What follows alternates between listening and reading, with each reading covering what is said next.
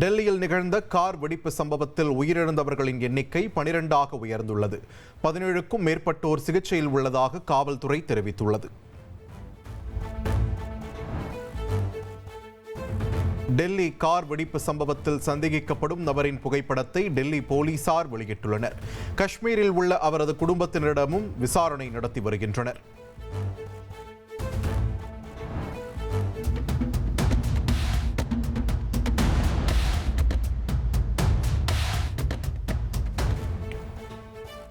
டெல்லி செங்கோட்டை அருகே வெடித்து சிதறிய கார் பார்க்கிங் பகுதியில் சுமார் 3 மணி நேரம் நின்றுள்ளது. சந்தேகிக்கப்படும் நபரும் காரிலேயே காத்திருந்ததாக கூறப்படும் நிலையில் பார்க்கிங்கில் இருந்து வெளியே வரும் காட்சிகள் சிசிடிவியில் பதிவாகியுள்ளன. டெல்லி கார் வெடிப்பு சம்பவத்தை தொடர்ந்து பஹர்கஞ்ச், தர்யாகஞ்ச் சுற்றியுள்ள தங்கும் விடுதிகளில் இரவு முழுவதும் தீவிர சோதனை நடைபெற்றது. சந்தேகத்தின் பேரில் 4 பேரிடம் விசாரணை நடத்தப்படுவதாக தகவல் வெளியாகியுள்ளது. டெல்லி கார் வெடிப்பு சம்பவத்தில் ஹரியானா, ஃபரிதாபாத் பயங்கரவாத குழுவுக்கு தொடர்பு இருப்பதாக தகவல் வெளியாகியுள்ளது. ஃபரிதாபாத்தில் நேற்று 360 கிலோ வெடிப்பொருட்கள் பறிமுதல் செய்யப்பட்ட நிலையில் காரை ஓட்டியவருக்கு அந்த குழுவுடன் தொடர்பு இருக்கலாம் என்று கூறப்படுகிறது. டெல்லியில் வெடித்த கார் புல்வாமாவைச் சேர்ந்த உமர் முகமது என்பவருக்கு விற்பனை செய்யப்பட்டதாக தகவல் வெளியாகியுள்ளது. ஜெய்ஷ்-இ முகமது அமைப்புடன் அவருக்கு தொடர்பு இருப்பதாகவும் கூறப்படும் நிலையில் விசாரணை தீவிரமடைந்துள்ளது.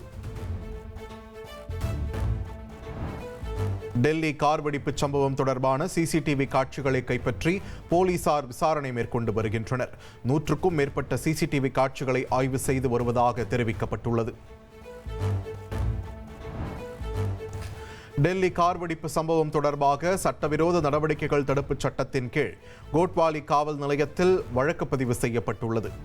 அதேபோல் வெடிபொருள் தடுப்புச் சட்டம் மற்றும் BNS-இன் பல்வேறு பிரிவுகளின் கீழும் வழக்கு பதிவு செய்யப்பட்டுள்ளது. டெல்லி கார் வெடிப்பு சம்பவத்தில் ஈடுபட்ட குற்றவாளிகள் யாரும் தப்ப முடியாது என பிரதமர் நரேந்திர மோடி தெரிவித்துள்ளார்.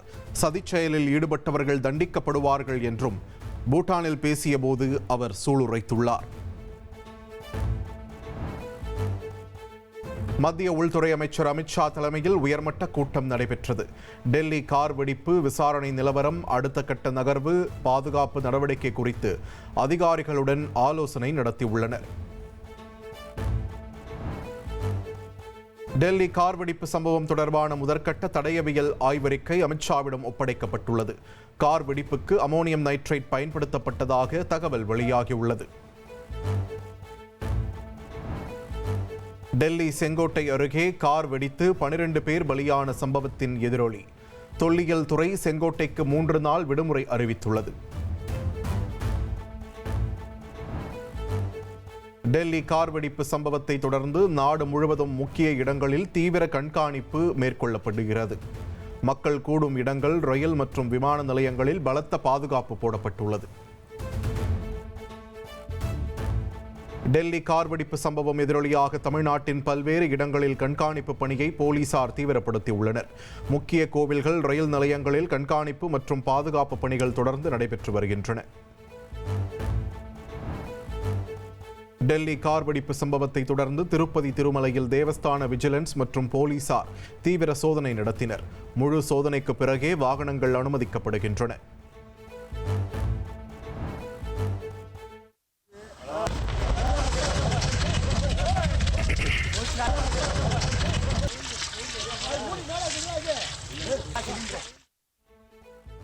அரியலூர் மாவட்டம் வாரணவாசி பகுதியில் சிலிண்டர் லாரி வெடித்து சிதறியது அதிர்ச்சியை ஏற்படுத்தியுள்ளது. லாரி தீப்பற்றி எரிந்த நிலையில் ஓட்டுநர் உடனடியாக கீழே இறங்கி உயிர் பிழைத்துள்ளார்.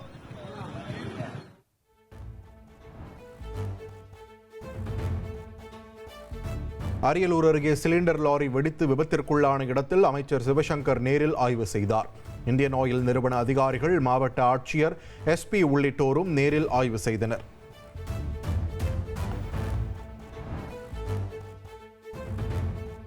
பொங்கல் பண்டிகையை முன்னிட்டு ஜனவரி 10ஆம் தேதி பயணம் செய்ய ரயில்களில் இன்று முன்பதிவு தொடங்கியது.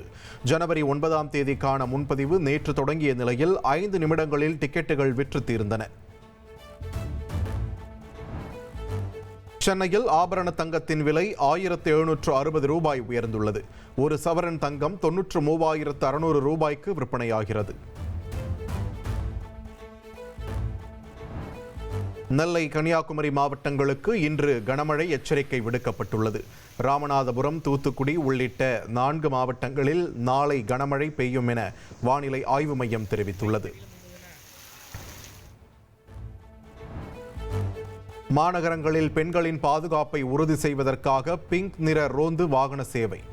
காவல்துறை சார்பில் 80 பிங்க் நிற ரோந்து வாகனங்களின் சேவைகளை முதலமைச்சர் மு.க. ஸ்டாலின் தொடங்கி வைத்தார். வாக்காளர் பட்டியல் சிறப்பு தீவிர திருத்தத்தை கைவிடக் கோரி திமுக தலைமையில் மாவட்ட தலைநகரங்களில் ஆர்ப்பாட்டம் நடைபெற்றது. சென்னை மின் ஸ்ட்ரீட் பகுதியில் நடைபெற்ற ஆர்ப்பாட்டத்தில் வைகோ, திருமாவளவன், பே. சண்முகம் உள்ளிட்ட கூட்டணி கட்சி தலைவர்கள் பங்கேற்றுள்ளனர். வாக்காளர் பட்டியல் சிறப்பு தீவிர திருத்தத்தில் பொதுமக்களுக்கு உதவ தாவேக சார்பில் 16 பேர் கொண்ட சிறப்பு குழு அமைக்கப்பட்டுள்ளது. சிறப்பு குழு 2026 சட்டமன்ற தேர்தல் வரை செயல்படும் என்றும் அறிவிக்கப்பட்டுள்ளது. கரூர் கூட்ட நெரிசலில் காயமடைந்த 2 பேர் சிபிஐ விசாரணைக்கு ஆஜராகியுள்ளனர். கூட்ட நெரிசல் சம்பவம் குறித்து சிபிஐ அதிகாரிகளிடம் வாக்குமூலம் அளிப்பதாக தெரிவிக்கப்பட்டுள்ளது. விருதுநகர் மாவட்டம் ராஜபாளையம் நச்சாடை தவிர்த்தருளிய சுவாமி கோவிலில் 2 காவலர்கள் வெட்டி படுகொலை செய்யப்பட்டனர். உண்டியல் திருட்டை தடுக்க முயன்றபோது வெட்டி கொல்லப்பட்டிருக்கலாம் என்ற கோணத்தில் போலீசார் விசாரித்து வருகின்றனர்.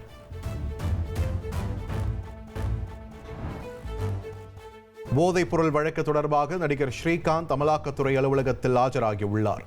சம்மன் அனுப்பப்பட்டதை தொடர்ந்து விசாரணைக்கு ஆஜராகி இருப்பதாக தெரிவிக்கப்பட்டுள்ளது.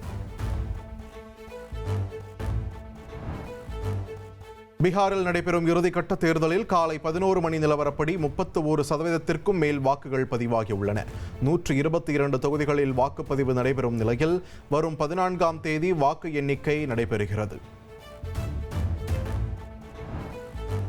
7 மாநிலங்கள், யூனியன் பிரதேசங்களில் உள்ள 8 தொகுதிகளில் இடைத்தேர்தல் நடைபெற்று வருகிறது. ராஜஸ்தான் உள்ளிட்ட மாநிலங்களில் உள்ள சட்டமன்ற தொகுதிகளில் வாக்குப்பதிவு நடைபெற்று வருகிறது.